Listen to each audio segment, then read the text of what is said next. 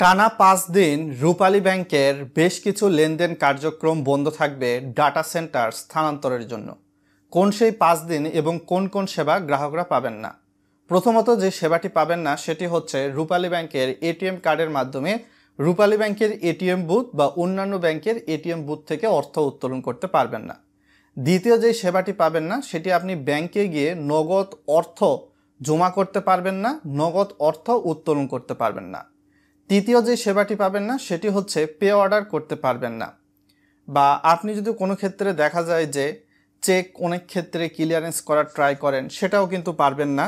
এর পাশাপাশি চেক নিষ্পত্তি যেটাকে বলে ডিমান্ড ড্রাফট, এই সার্ভিসগুলোও পাবেন না।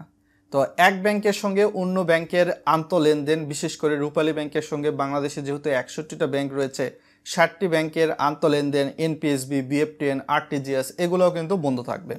তো সব কিছু মিলিয়ে বাংলাদেশ ব্যাংকের যে একটা প্রতিবেদন রয়েছে বা বাংলাদেশ ব্যাংকের যে একটা সার্কুলার রয়েছে সেখান থেকে জানা যাচ্ছে যে 4 জুলাই থেকে 8 জুলাই পর্যন্ত এই সকল ধরনের কার্যক্রম বন্ধ থাকবে। তো এই সময়ের মধ্যে গ্রাহকদের জন্য একটু হলেও হয়তোবা এটা একটা দুঃখের বিষয়।